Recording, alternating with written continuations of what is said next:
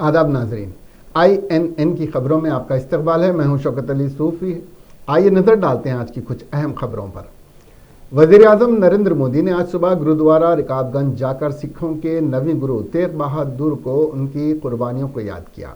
वज़ीर आज़म के दफ्तर PMO के ज़राए से मौसूला इतलात के मुताबिक मिस्टर नरेंद्र मोदी अचानक सुबह के वक्त गुरुद्वारा रकाबगंज पहुंचे और सिख गुरुओं को खिराज अक़ीदत पेश करते हुए माथा टेका। उन्होंने गुरु तेग बहादुर को उनकी कुर्बानियों के लिए याद किया।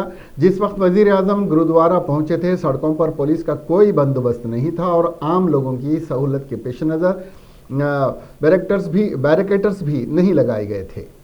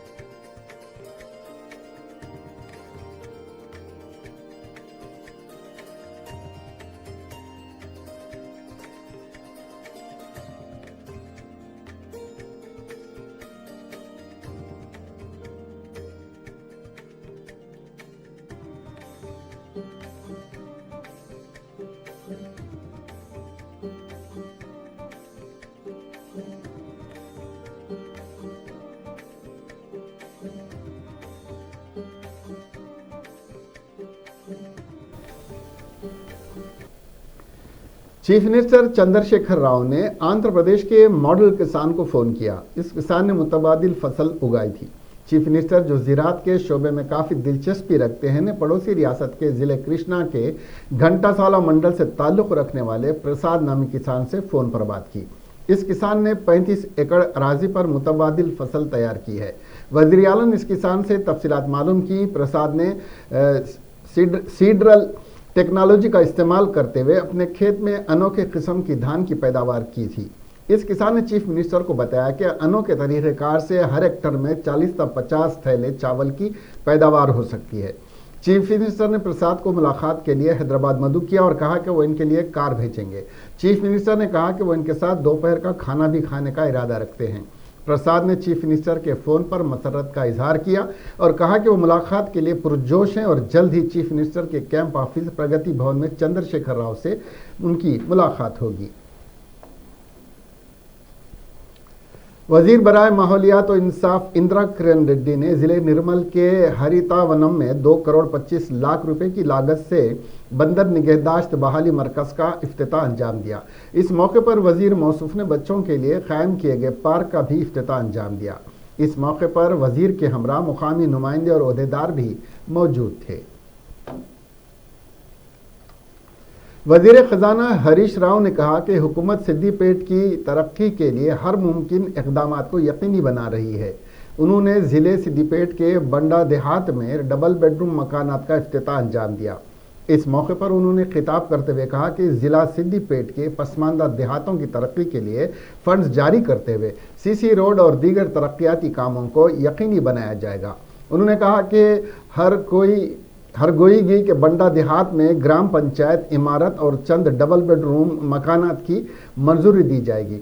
उन्होंने कहा कि तहसीलदार को हिदायत की गई है कि वो इन अफराद की शनाख्त करें जो अभी तक बेघर हैं।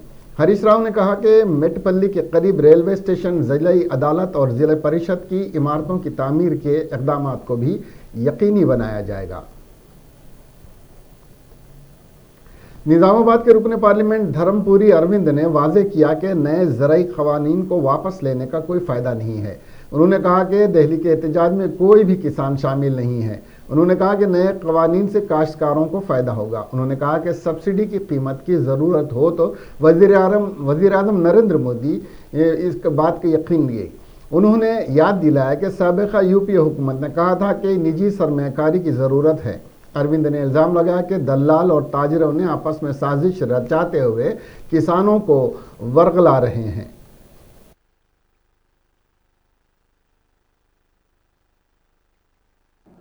మార్కెట్ ఏమో పెరుగుతూ ఉంటుంది, విత్తనాలు, ఫర్టిలైజర్లు, పెస్టిసైడ్లు, దున్నుకుంటానికి ట్రాక్టర్లు, హార్వెస్టర్లు, ఈ రేట్లు పెరుగుతూనే ఉంటాయి. మళ్ళీ ఇవన్నీ కార్పొరేట్ రంగమే, మళ్ళా ఇవన్నీ కార్పొరేట్ రంగమే. తప్పేదే ఎప్పుడు నాకు. కానీ అవుట్పుట్ మార్కెట్ మాత్రం రైతు అన్ని కార్పొరేటర్ దగ్గరికి వెళ్ళి, కార్పొరేట్ వ్యవస్థ దగ్గరికి వెళ్ళి కొనుగోలు చేసుకొని వచ్చి తిప్పలు పడుకుంటా, ఎండల వానల కష్టపడి పండించినాక అది అమ్ముకుంటుంది మాత్రం గవర్నమెంటేనట. ఆ మార్కెట్ యార్డ్ వ్యవస్థలు ఎట్లా ఉండని, ఏజెంట్లందరూ కుమ్ముక్కు, కానీ ఏజెంట్లు ఏం కర్మ అండి. ఆడ పోతే అమాలి కాడికి వెళ్ళి మొదలు పెడతారు. బరువు తూకం చూసేటోళ్ళు వాళ్ళు రైతుల్ని విండేది, మళ్ళా ఏజెంట్ల కమిషన్లు, మళ్ళా ట్రేడర్లు, ట్రాన్స్పోర్టేషన్ వాళ్ళ యూనియన్లు, వీళ్ళందరూ కుమ్ముక్కై ఒక రైతుని విడుతా ఉన్నారు. 70 ఏళ్ల నుంచి చూస్తా ఉన్నాం. 2%, 3% కమిషన్లు వదిలేయండి. వరంగల్లోనైతే 7, 8, 9% అట. నిజమేనా? అంతే కదా. ఇక అప్పు తీసుకున్నాడు రైతు అయితే కథమే, ఇక 10% మాట్లాడడానికి ఉండదు. మళ్ళా వరి వండించి మిల్లుకు పోతే ఎందుకు తరుగు తీస్తున్నాడు, 7 కిలోలు, 8 కిలోలు, 9 కిలోలు చెప్పేది ఉండదు. అమ్మితే అమ్ము, లేకపోతే వాపసు తీసుకపో. ఎందుకో అమ్మనీకే అది ఒకటే జాగున్నది మనకి, బయట ఆస్కారమే లేదు. भारतीय जनता पार्टी महबूब नगर के सदर और साबिक एमएलए एर्रा चंद्रशेखर ने आज इस्तीफा दे दिया है। अपने एक बयान में बीजेपी के कायद ने कहा कि वो पार्टी छोड़ रहे हैं और जल्द ही अपने इस फैसले की वजूहात भी बताएंगे। आज बीजेपी के सदर बंडी संजय महबूब नगर के दौरे के दौरान चंद्रशेखर के इस्तीफा ने अहमियत इख्तियार कर ली है। और वो जिस मालूम नहीं कि वजह क्या है, उन्होंने नहीं बताया है कि लेकिन बंडी संजय के साथ लंच करने के फौरी बाद उन्होंने मुस्तफ़ी होने का ऐलान किया। चंद्रशेखर बीजेपी कायदीन की इस नाराजगी पर के महबूब नगर में उनकी जानिब से मुनक्कद की गई प्रेस कॉन्फ्रेंस पर अदम इत्मीनान का इजहार करने के बाद दिल बर्दाश्त हो गए थे। सीनियर बीजेपी कायदीन ने तनकीद की कि जब बंडी संजय नारायणपेट आ रहे हैं तो किस तरह की प्रेस कॉन्फ्रेंस होनी चाहिए थी। इस पर चंद्रशेखर राव नाराज हो गए। उन्होंने उसे अपनी जिल्लत समझा। उनके इस्तीफा से बीजेपी में हंगामा खड़ा हो गया और जाहिर हो गया है कि बीजेपी के कायदीन के दरमियान दाखिली तनाज़ा है। टीजेएस के सदर प्रोफेसर कोदंडाराम ने कहा कि रियासत में बेरोजगार नौजवानों की शरह में 3% इजाफा हुआ है। उन्होंने तनकीद करते हुए कहा कि चीफ मिनिस्टर के चंद्रशेखर राव को एमएलसी इंतखाबात आते ही मुलाजिमतों के नोटिफिकेशन की इजराई याद आ गई। उन्होंने कहा कि आने वाले एमएलसी इंतखाबात में ज़बरदस्त शिकस्त का सामना होगा। कोदंडाराम ने ज़िले सूर्यापेट में मॉर्निंग वॉक के मौके पर मीडिया से खिताब करते हुए सियासी सूरत हाल पर अपने ख्यालात जाहिर किए।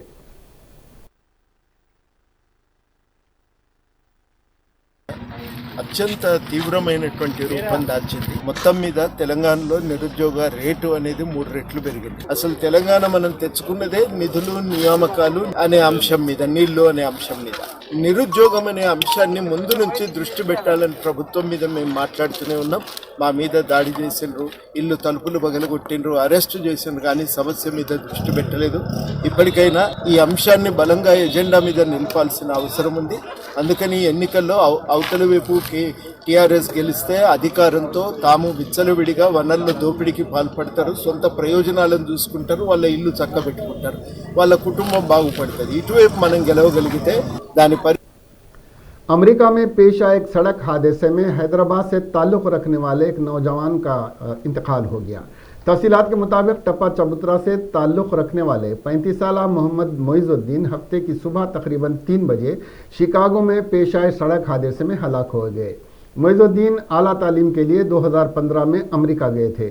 मोहम्मद मोइजुद्दीन दौरान तालीम ओबर में टैक्सी ड्राइवर की हैसियत से पार्ट टाइम जॉब कर रहे थे। मुतवफ़ी की एक बीवी और 8 माह का बेटा है। आंध्र प्रदेश से ताल्लुक़ रखने वाले ओंगुल के रुकने पार्लियामेंट एम श्रीनिवासु रेड्डी का कोरोना टेस्ट मुस्बित आया है। कोरोना अलामत जाहिर होते ही उनके टेस्ट करवाए गए थे, जिसमें कोरोना की मुस्बित तस्दीक हुई। इसके साथ ही वो चेन्नई के अपोलो अस्पताल में शरीक हो गए हैं। डॉक्टरों ने बताया कि इस वक्त उनकी तबीयत ठीक है। रच्चाकुंडा पुलिस ने कई मामलों में धोखाधड़ी करने वाले एक धोखाबाज को गिरफ्तार करके उसके कब्जे से 1 करोड़ 20 लाख मालियत की 3 कारें जब्त कर ली हैं। पहाड़ी शरीफ पुलिस स्टेशन के हुदूद में वाक़े अल अजीम कॉलोनी के रिहायशी मोहम्मद अनवर पटेल को गिरफ्तार करने के बाद ये कार्रवाई की गई है। मोहम्मद अनवर ने लोगों से माकूल मुआवजे के साथ रकम लौटाने का वादा करके भारी रकूमात हासिल की थी। एक मामले में पटेल ने सूरज चंद जैन से जो गाड़ियों को फाइनेंस पर चलाता है उससे जाली आईटी रिटर्न दस्तावेजात देकर कर्ज लिया और पैसे डुबो दिए। इसी तरह उसने गोलकुंडा के एक डॉक्टर से 75 लाख रुपए कर्ज लिया। जबकि डॉक्टर ने पैसे मांगे तो अनवर ने डॉक्टर को धमकी दी और कहा कि इसके नतायज नहायत ही ख़राब होंगे अगर दोबारा पैसे मांगे। पुलिस ने मोहम्मद अनवर पटेल के खिलाफ 7 मुजरिमाना केसेस हैदराबाद, साइबराबाद, रच्चाकुंडा के मुख्तलिफ पुलिस स्टेशनों में दर्ज किए हैं। पुलिस एलबी नगर के स्पेशल ऑपरेशन ने मोहम्मद अनवर को जाल बिछाकर पकड़ा। कमिश्नर पुलिस रच्चाकुंडा महेश भागवत ने कहा कि मोहम्मद अनवर के खिलाफ पीडी एक्ट के तहत मुकदमा दर्ज किया जाएगा। चिटफंड घोटाले मामले में करीब 300 सरमायाकारों को 10 करोड़ रुपए का धोखा दिया गया है। केकेआर कंपनी के डायरेक्टर किरण कुमार शनमुखी और वेंकट रमना सरमायाकारों का पैसा लूट कर राह फरार इख्तियार कर लिए हैं और कॉल करने के बावजूद डायरेक्टर्स ने कोई जवाब नहीं दिया, जिस पर सरमायाकार आज कुकटपल्ली के प्रशांत नगर में वाक़ कंपनी के दफ्तर पहुंचे और धरना दिया। बाद में पुलिस स्टेशन पर शिकायत दर्ज करवाई। पुलिस सरमायाकारों की शिकायत पर एक मुकदमा दर्ज कर लिया है। गुज़िश्ता हफ्ते एक खातून और इसके शौहर ने भी सरमायाकारों को धोखा देकर 10 करोड़ रुपए लेकर फरार हो गए थे। इस जोड़े की शनाख्त अंजलि देवी और बाबू राव की हैसियत से की गई थी। तकरीबन 25 सरमायाकारों ने इस जोड़े के खिलाफ सीसीएस में शिकायत दर्ज करवाई है। रियासत आंध्र प्रदेश के ज़िले गुंटूर में एक खातून ने अपने शौहर पर और दोस्तों के साथ मिलकर उसका गैंगरेप करने की शिकायत की है। खातून ने नगरपालिम पुलिस स्टेशन में ये शिकायत की। खातून के मुताबिक इसकी शादी 7 साल कबल बेंगलुरु में मुकीम शख्स से हुई थी। शादी के बाद उनके दरमियान झगड़े हो रहे थे, जिसके बाद खातून का शौहर आबई मुकाम मुंतकिल हो गया। रिश्तेदारों की जानिब से मामला फहमी के बाद वो 17 दिसंबर को अपने शौहर के पास गुंटूर आई, जहां वो शराब पी रहा था और उसने अपने दोस्तों के साथ मिलकर इसके साथ शर्मनाक हरकत की। सर्कल इंस्पेक्टर मल्लिकार्जुन राव के मुताबिक इस सिलसिले में एक मुकदमा दर्ज कर लिया गया है। शहर हैदराबाद में मुसलमानों को असरी तालीमी नेटवर्क से जोड़ने के लिए KM आरिफुद्दीन ने औकाफी जायदादों का इस्तेमाल करते हुए एक बेहतरीन मिसाल पेश की है।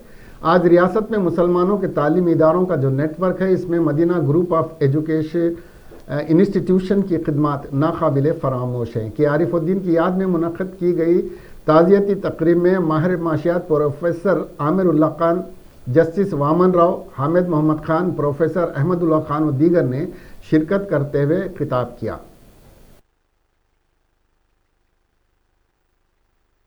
और आखिर में मैं KM आरिफुद्दीन साहब के लिए दुआ करूं।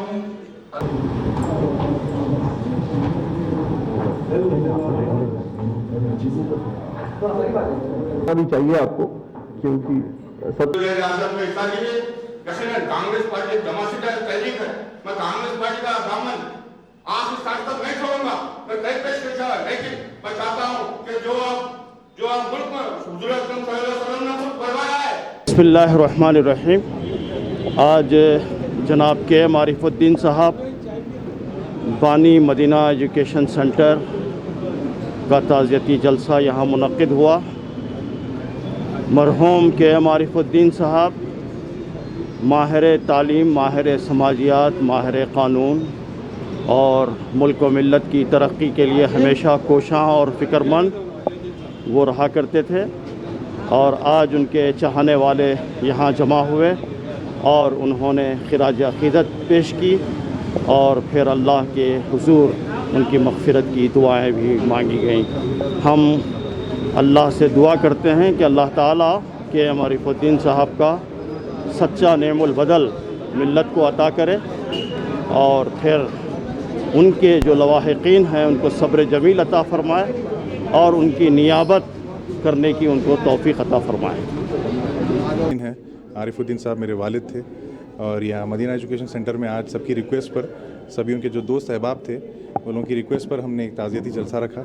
और इस साल उन्होंने एक किताब लिखी थी, ख़ुद लिखी थी। उनकी तबीयत ख़राब थी, फिर भी उन्होंने काफ़ी पीछे पड़कर उन्होंने लिखवाई हमसे और प्रिंट करवाई। इसमें 40 साल मदीना एजुकेशन वेलफेयर सोसाइटी की पूरी हिस्ट्री है, कैसा इसका बिल्डिंग्स का कंस्ट्रक्शन हुआ, कैसा परमिशंस मिले, वफ़ का क्या मसला है, वफ़ क्या है क्या नहीं है, सब उसमें लिखा हुआ है। तो उनकी ख्वाहिश थी कि छापे और पब्लिक डोमेन में ये किताबें आए। तो वही उसी लिए हम लोगों के दोस्त अहबाब की रिक्वेस्ट पर हम लोगों ने बुक का लॉन्च भी किया। महमूद अली साहब भी आने वाले थे लेकिन एक मीटिंग में वो फंस गए, अभी फ़ोन किया उन्होंने इसलिए नहीं आ सके। तो अभी यहाँ पर हामिद मोहम्मद ख़ान साहब आए, आसिफ पाशा साहब, अजीज़ पाशा साहब, इन इस्माइल साहब, जस्टिस इस्माइल साहब, इन लोग सब ने लॉन्च किया बुक। और आई होप आप लोग सब बुक ये पब्लिक डोमेन में लेकर आएँ और पढ़ें और समझें और आप लोगों की दुआ।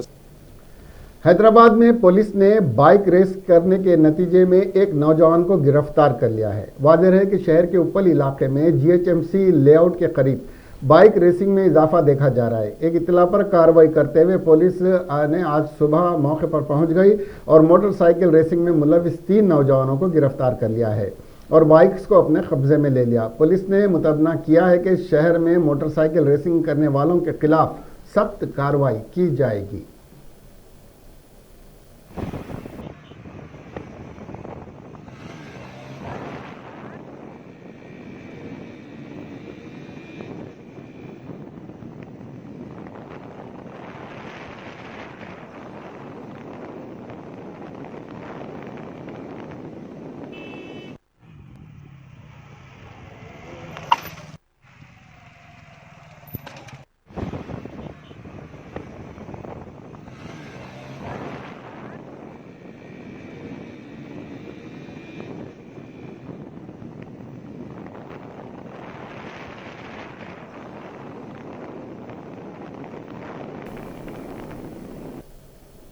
तेलंगाना में कोविड-19 के 592 नए मामला दर्ज किए गए हैं, जिसके बाद रियासत में मामलात की तादाद बढ़कर 2,81,000 हो गई है। गुज़िश्ता 24 घंटों के दौरान मज़ीद 3 अमवात हुई हैं। महकमे सेहत की जानिब से जारी करदा बुलेटिन में कहा गया है कि रियासत में 643 अफराद रूबा सेहत हुए हैं, जिसके बाद रियासत में अब तक इस मर्ज से रूबा सेहत होने वालों की तादाद बढ़कर 2,70,000 हो गई है।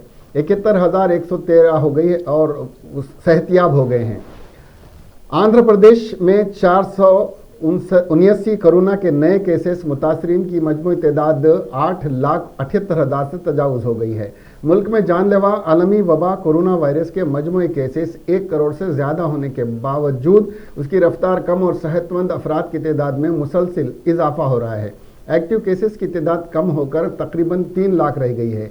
कोरोना वायरस की शरह कम होने से नए केसेस की तादाद 30,000 रुमिया से नीचे आ चुकी है, जबकि इस वबा से होने वाली अमवात की तादाद में भी कमी देखी जा रही है। इतवार के रोज़ मरकज़ी वज़ीर सेहत और ख़ानदानी बहबूद की जानिब से जारी ताज़ा तरीन आदाद शुमार के मुताबिक गुज़िश्ता 24 घंटों के दौरान 26,624 नए केसेस रिपोर्ट हुए हैं।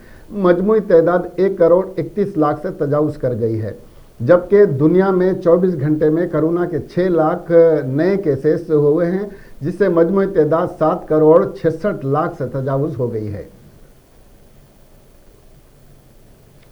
हैदराबाद के शमशाबाद एयरपोर्ट पर DRI के ओहदेदारों ने एक शख्स के कब्जे से 373 ग्राम सोना जब्त कर लिया है। बताया जा रहा है कि हैदराबाद से हरियाणा जाने वाले एक मुसाफिर के सामान की तलाशी लेने पर गैर कानूनी सोना बरामद हुआ। ओहदेदारों ने मुसाफिर को हिरासत में लेते हुए इससे पूछगछ शुरू कर दी है ताकि इस बात का पता चलाया जा सके कि यह सोना कहां मुंतकिल किया जाने वाला था और किसकी इमा पर इसको मुंतकिल किया जा रहा था।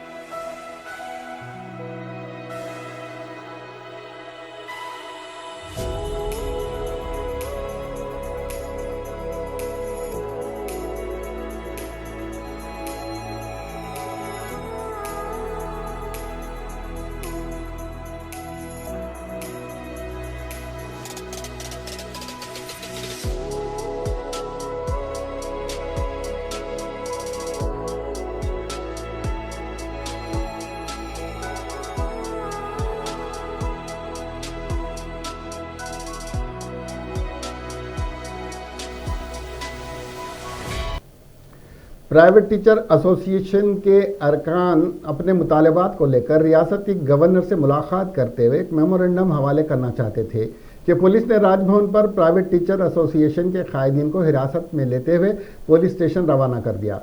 टीचर्स ने कबल मीडिया से बात करते हुए बताया कि उनके मसाइल पर वजीर आला के चंद्रशेखर राव कोई इकदाम न करने की वजह से ये गवर्नर से मुलाकात करना चाहते थे, लेकिन पुलिस ने हमें गवर्नर से मिलने नहीं दिया। टीचर्स ने बताया कि कोरोना वबा से अब तक हमें तनख्वाहें ना मिलने की वजह से खान की टीचर्स माली मुश्किलात से दो चार हैं। इस जानिब हुकूमत को तवज्जो दिलाना चाहते थे।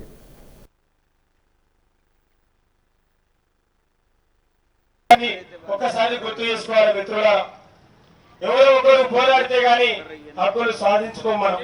రాష్ట్రాలు కూడా నిర్విరామంగా 57-59 సంవత్సరాల పాటు ఉద్యమాలు చేసి పోరాడారు. యువసేన ఇది యువసేన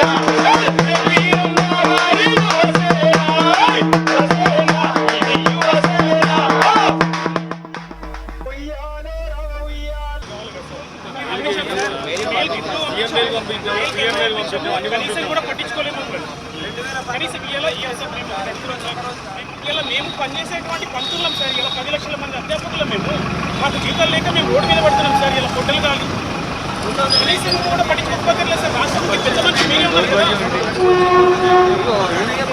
అనే విషయాన్ని ఒకసారి గుర్తు చేసుకోవాలి మిత్రులారా, ఎవరో ఒకరు పోరాడితే గాని హక్కులు సాధించుకోమనం. రాష్ట్రాలు గవర్నర్ గారు కనీసం కూడా పట్టించుకోకుండా పోలీస్ అధికారులతోటి మా మీద దౌర్జన్యం చేస్తూ వాళ్ళ మమ్మల్ని అందరినీ కూడా పోలీస్ స్టేషన్ కి తరలిస్తూ ఈ విధంగా మమ్మల్ని ఇబ్బంది పెడుతున్నటువంటి రాష్ట్ర ప్రభుత్వం కానీ రాష్ట్ర గవర్నర్ గారు, మాకు రాష్ట్రంలో ఉన్నటువంటి పెద్ద మనిషి, మాకు రాష్ట్రంలో ఉన్నటువంటి ప్రథమ పౌరులు కూడా ఈ విధంగా పోలీసు వాళ్ళతో మమ్మల్ని ఇబ్బంది పెడుతూ మమ్మల్ని స్టేషన్ కి తరలించడం ఎంతవరకు సమంజసమని చెప్పేసి నేను అడుగుతున్నాను. కానీ ఇది దారుణం కదా. गुजरात के ज़िले वलसाड के इलाके वापी में वाक़े स्क्रैप के गोदाम में अचानक आग भड़क उठी। आग ने देखते ही देखते इस स्क्रैप को अपनी लपेट में ले लिया, जिसके नतीजे में एक ज़ोरदार धमाका हुआ। इस हादसे में गोदाम में मौजूद स्क्रैप जलकर खाकिस्तर हो गया। बताया जा रहा है कि आग ने गोदाम के आसपास कई दीगर गोदामों को भी अपनी लपेट में ले लिया था।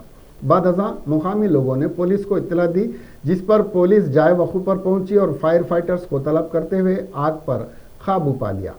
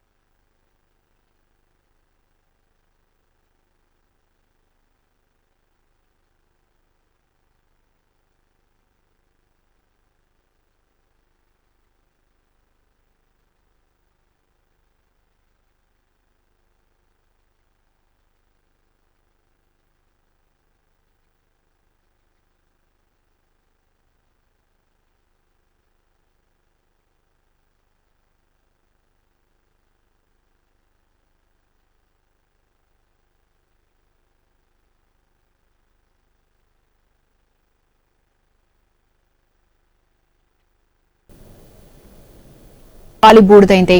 దట్టమైన పొగలు राहुल गांधी ने दिल्ली में किसानों के एहतजाज के दौरान अपनी जानों की कुर्बानी देने वाले किसानों को खिराज अकीदत पेश किया है। मिस्टर गांधी ने कहा कि किसानों की जद्दोजहद और कुर्बानी यकीनन रंग लाएगी। किसान भाइयों और बहनों को सलाम और खिराज अकीदत। उन्होंने किसान संघर्ष समिति के अखिल भारतीय मोर्चे की जानिब से तैयार एक पोस्टर भी पोस्ट किया है, जिसमें किसानों के एहतजाज के दौरान शहीद होने वाले किसानों को खिराज तहसीन लिखा गया है। इसके साथ ही शहीद होने वाले किसानों की तस्वीर भी पोस्ट की गई हैं। एक दरिया, उसके किनारे देवी का एक बड़ा सा मंदिर और रेलिंग वाला पुल, ये गीता की बचपन की यादों का हिस्सा हैं। अब उन्हीं के सहारे वो 20 साल कबल गुम हो जाने वाली अपने अहले खाना को तलाश करने के लिए निकली है। बचपन से ही समात और गोयाई से महरूम गीता सन 2000 के करीब गलती से समझौता एक्सप्रेस में बैठकर पाकिस्तान पहुंच गई थी। सन 2015 में इंडिया के साबिक वजीर खारिजा सुषमा स्वराज उन्हें वापस इंडिया लाईं। तब से गीता अपने वालिदैन की तलाश में हैं, लेकिन गुज़िश्ता 5 वर्षों में अब तक वो ये भी नहीं जान सकीं कि वो किस गांव, कौन से ज़िले या इंडिया की किस रियासत की रहायशी हैं। पिछले 5 सालों तक गीता इंतज़ार कर रही थी कि जल्द ही कोई उनके अहले खाना की खबर लाएगा। पता नहीं चलता शादी बड़ी बहन से हो रही है या छोटी से। साबिक वजीर खारिजा सुषमा स्वराज समेत अजीम शख्सियात ने उनके घर के अफराद को तलाश करने की पूरी कोशिश की है। सुषमा स्वराज वजीर खारिजा की हैसियत से और ज़ाती सतह पर भी ट्विटर पर उनके कुंबे के अफराद को तलाश करने के लिए ताहयात कोशिश करती रहीं, लेकिन इसके बाद भी गीता के खानदान का कोई सुराग नहीं मिल सका। उधर सुषमा स्वराज की मौत ने गीता को बहुत सदमा पहुंचाया है। सऊदी अरब के चौथे फरमान रवा शाह खालिद बिन अब्दुल अजीज मरहूम के दौर में बैतुल्लाह का दरवाज़ा डिज़ाइन करने वाले इंजीनियर मुनीर अल जुनैदी कल हफ्ते के रोज़ जर्मनी में इंतकाल कर गए। शाह खालिद ने 1397 हिजरी में बैतुल्लाह के अंदर नमाज अदा की थी, जिसके बाद उन्होंने बैतुल्लाह का दरवाज़ा खालिस सोने से तैयार करने की हिदायत जारी की। इस दरवाजे को डिज़ाइन करने के लिए शाम से ताल्लुक़ रखने वाले इंजीनियर मुनीर अल जुनैदी का इंतखाब किया गया। अल जुनैदी शाम के शहर हमस में पैदा हुए। दरवाजे को मक्का मुकर्रमा में एक बहुत बड़े सुनार शेख मोहम्मद महमूद बिन बंदर के कारखाने में डिज़ाइन किया गया। ममलिकत के बानी शाह अब्दुल अजीज अल सऊद ने अल बदर खानदान को बैतुल्लाह का दरवाज़ा तैयार करने की जिम्मेदारी भी सौंपी थी। बैतुल्लाह के दरवाजे की तैयारी 1398 हिजरी में हुई और इसमें 280 किलोग्राम खालिस सोना इस्तेमाल किया गया है। इंजीनियर मुनीर अल जुनैदी का नाम बैतुल्लाह के दरवाज़ों पर लिखा गया क्योंकि उन्होंने उसे डिज़ाइन किया। सऊदी अरब के ख्वाहिश थी कि बैतुल्लाह के दरवाजे को कोई मुसलमान शख्स डिज़ाइन करे, क्योंकि इसका नाम दरवाजे पर लिखा जाना था। टीम इंडिया मेज़बान ऑस्ट्रेलिया के खिलाफ 4 टेस्ट मैचों की सीरीज का फातिहाना आगाज नहीं कर सकी। पहले टेस्ट में हिंदुस्तान को 8 विकेट से शिकस्त का सामना करना पड़ा था। अब टीम की नज़र बाकी बचे 3 मैचों पर है। मोहम्मद आमिर इससे पहले टीम इंडिया को मोहम्मद शम्स के तौर पर बड़ा झटका लगा है। दरअसल पहले टेस्ट की दूसरी इनिंग में मोहम्मद शमी जख्मी हो गए थे, जिस वजह से इन्हें रिटायर्ड हर्ट होना पड़ा। मीडिया रिपोर्ट्स के मुताबिक मोहम्मद शमी बाकी बचे 3 टेस्ट मैचों से बाहर हो गए हैं। ऐसे में मोहम्मद सिराज आइंदा 26 दिसंबर से शुरू होने वाले बॉक्सिंग डे टेस्ट मैच में उनकी जगह ले सकते हैं। स्पोर्ट्स टुडे के मुताबिक मोहम्मद सिराज को बॉक्सिंग डे टेस्ट में डेब्यू का मौका मिल सकता है। दूसरा मुकाबला मेलबोर्न में खेला जाएगा। मोहम्मद सिराज ने प्रैक्टिस मैचों में अपनी गेंदबाजी से काफ़ी मुतासिर किया था। दरअसल हफ्ते को दूसरी इनिंग में बल्लेबाजी करते हुए मोहम्मद शमी के दाहिने हाथ पर पेटकिंसन की बाउंसर लग गई थी, जिसके बाद उन्हें रिटायर्ड हर्ट होना पड़ा। ANI की खबर के मुताबिक मोहम्मद शमी अभी बल्ला भी नहीं पकड़ पा रहे हैं। मोहम्मद शमी के जख्मी होने के सबब हिंदुस्तानी इनिंग 21.2 ओवर में महज 36 रन पर आउट हो गई थी। टेस्ट तारीख में हिंदुस्तान का यह सबसे कम स्कोर है। मोहम्मद शमी को इसके बाद स्कैन के लिए अस्पताल ले जाया गया।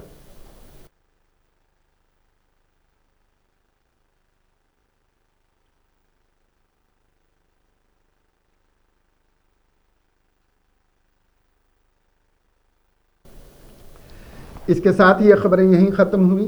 अब हमें दीजिए इजाजत और देखते रहिए आपका अपना INN चैनल। शब बखैर।